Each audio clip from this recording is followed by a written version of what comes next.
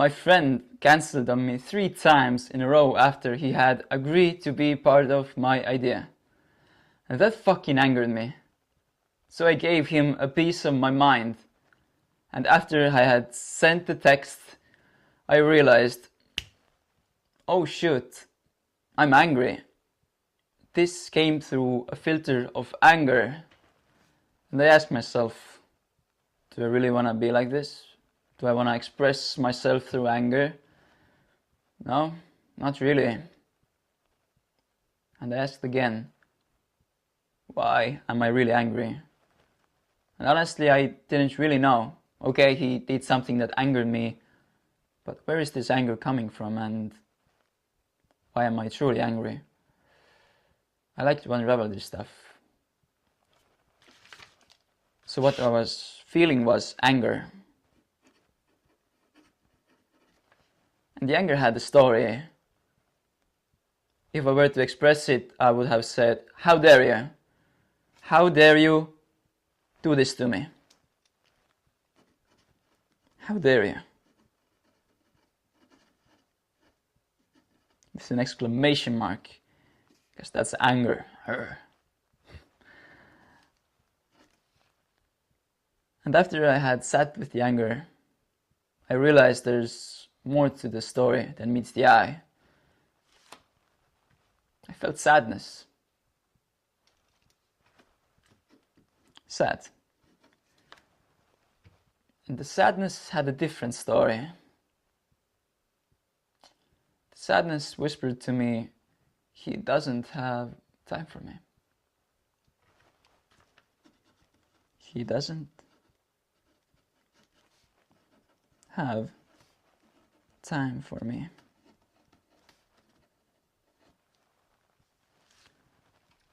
And another story I heard in my thoughts was,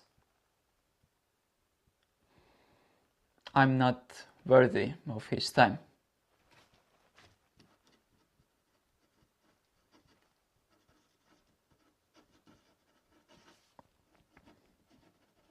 Of his time. Sadness feels heavy, but I let myself feel it through. After I had sat with the sadness, I realized there's a memory connected to this sadness. Memory.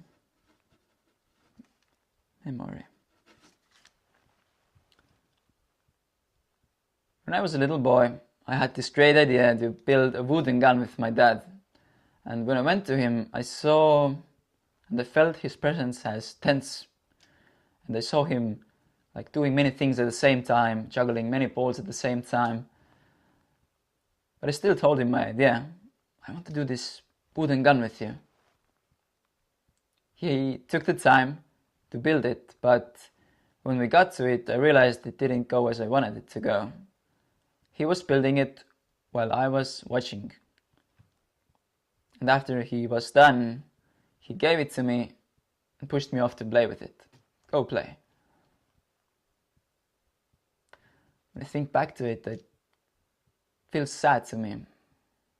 What I was really looking for was connection, attention, some love from my dad. But I didn't get it. And the same story is connected to the memory, the story that he doesn't have time for me. And the deeper one is, he doesn't love me.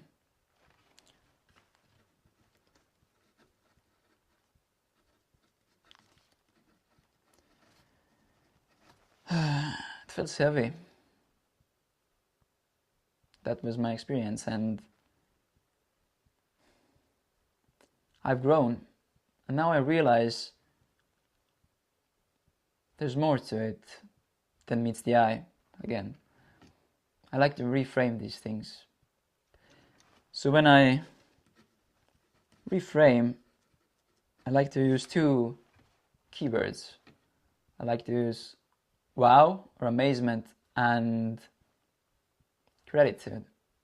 And when I think back to that experience, I realized that, wow, even though he was having a difficult time finding time for everything, he found the time for me in his own way, on his own terms.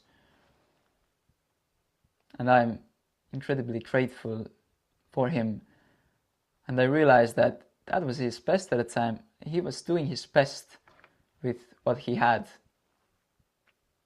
Thank you, Dad. I'm grateful. So after I sit with the reframing, the vow, and the gratitude, you feel the sadness being lifted and love being rejoiced.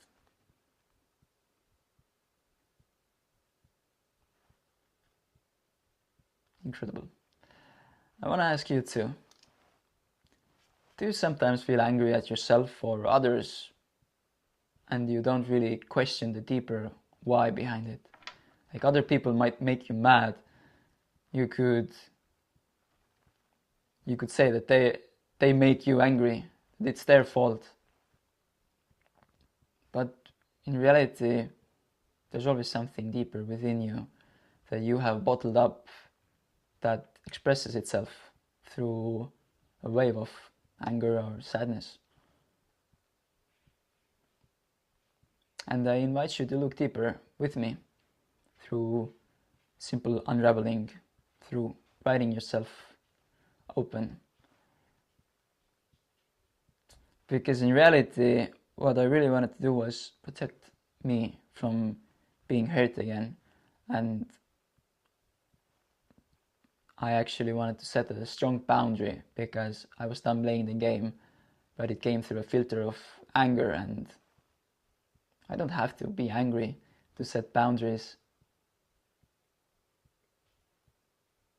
I can be grateful and loving. And that was my best at the time. And now I've grown. Yeah, that's it for today. See you next time. Ciao.